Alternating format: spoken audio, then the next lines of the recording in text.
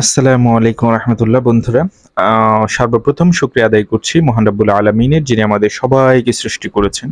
সমগ্র বিশ্ব প্রতিপালক, যিনি বিশ্বের প্রতিপালক, সমগ্র বিশ্বের অধিপতি, যিনি সর্বময় ক্ষমতার অধিকারী, যিনি।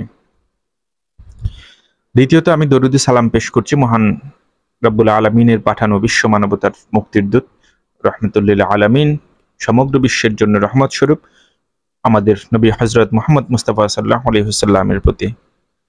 আজকে সকালের ডায়েরিতে আমি আপনাদেরকে একটা আয়াত তেলাওয়াত করে শোনাবো। এই আয়াতটি হচ্ছে আমাদের সূরা আল বাকারার ৮০ নম্বর আয়াত। এটা আমরা আমাদের আশেপাশে অহরহ এই ঘটনাগুলো ঘটতে দেখছি। একটু খেয়াল করে দেখুন না, যে যেখানে আছে, যে যেই পোস্টে আছে, হালাল হোক হারাম হোক, যেখানে আছে সেখানেই বলছে ইনশাল্লাহ আমি এই ইয়াতে তরক্কি করব, উন্নতি করব, ইনশাল্লাহ আমার মুভির প্রচারণাতে থাক। মানে কেমন যেন আস্তাগফিরুল্লাহ। আল্লাহ আমাদেরকে মাফ করুন, আল্লাহ আমাদের সবাইকে মাফ করে দিন। যারা ইমানদার, বেঈমানদের যাদের হেদায়েত পাওয়ার যোগ্য তাদেরকে হেদায়েত দিন, আর যারা হেদায়েত পাওয়ার যোগ্য না তাদেরকে ধ্বংস করে দিন। তো আজকে যে ৮০ নম্বর আয়াতখানা তেলাওয়াত করব, শুরু করছি। أعوذ بالله من الشيطان الرجيم بسم الله الرحمن الرحيم وقالوا لن تمسنا النار إلا أياما معدودة قل أتخذتم عند الله أحدا فلن يخلف الله وحده أم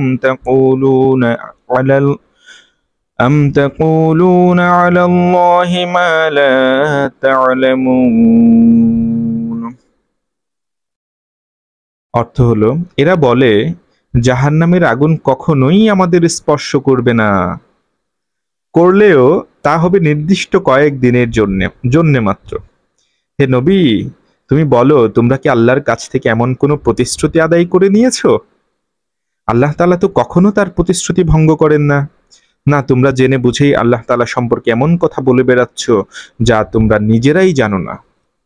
দেখেন, আমাদের সমাজে বহুল প্রচলিত একজন সুদখোর, একজন ঘুষখোর, একজন আমানতের খেয়ানতকারী, একজন প্রজাতন্ত্রের কর্মচারী বলে এগুলো আমাদেরকে মাফ করে দিবে আল্লাহ। আস্তাগফিরুল্লাহ রাব্বি মিন কুল্লি জামবি ওয়া আতুবু ইলাইহি লা হাওলা ওয়া লা কুওয়াতা ইল্লা বিল্লাহিল আলিয়্যিল আযীম। আর আমরা জাহান্নামে গেলেও অল্প কয়েকদিন চলবো আর কি। আস্তাগফিরুল্লাহ, কিভাবে, কত বড় দুঃসাহস আমাদের, আমরা এই ধরনের কথাবার্তা বলি। সেটা নিয়ে আল্লাহ তাআলা এখানে বলছেন, রাসূল সাল্লাল্লাহু আলাইহি ওয়াসাল্লামকে জানিয়ে দিচ্ছেন। ও সেই সমস্ত লোকগুলো বলে যারা অন্যায়কারী, যারা হচ্ছে মুভির মাধ্যমে ইসলাম প্রচার করতে চায়, আস্তাগফিরুল্লাহ, যারা হচ্ছে গানের মাধ্যমে ইসলাম প্রচার করতে চায়, আস্তাগফিরুল্লাহ। সবকিছু থেকে, সব রকমের ফিতনা থেকে আল্লাহ আমাদেরকে মুক্ত রাখুন। যারা গেম খেলার মাধ্যমে ইসলাম প্রচার করতে চায়, আস্তাগফিরুল্লাহ রাব্বি, আল্লাহ তুমি মাফ করে দেন, আমাদেরকে মাফ করে দেন আল্লাহ। এখন এরা বলে জাহান্নামের আগুন কখনোই আমাদেরকে স্পর্শ করবে না। আস্তাগফিরুল্লাহ, কত বড় কথা!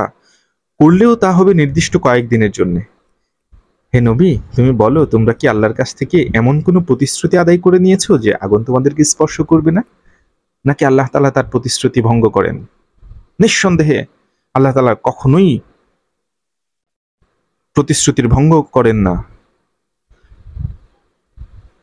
নাকি তোমরা জেনে শুনে আল্লাহর নামে মিথ্যা ছড়াচ্ছ, আন্দাজে কথা বলছো?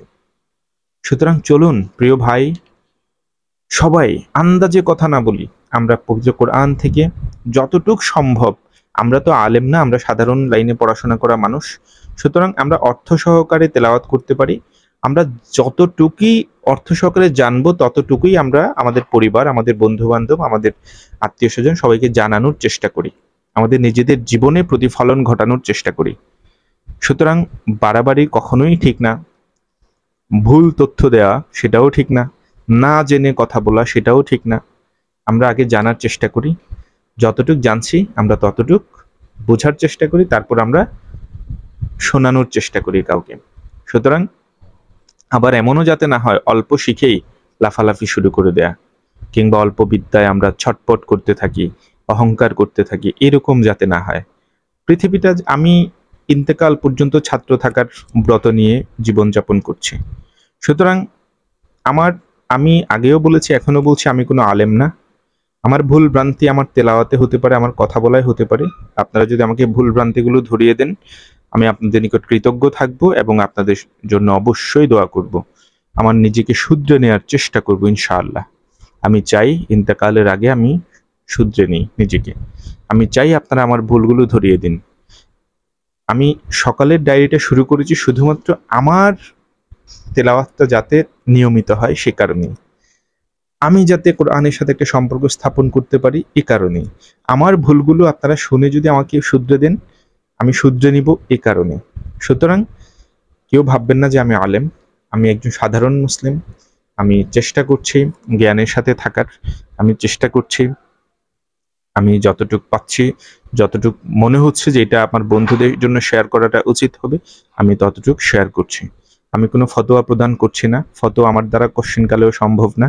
আমি মুফতি তো হওয়ার সুযোগও নেই আমার। সুযোগ আছে কিন্তু আমি আল্লাহ কবুল করলে, কিন্তু আমি জানি না আসলে।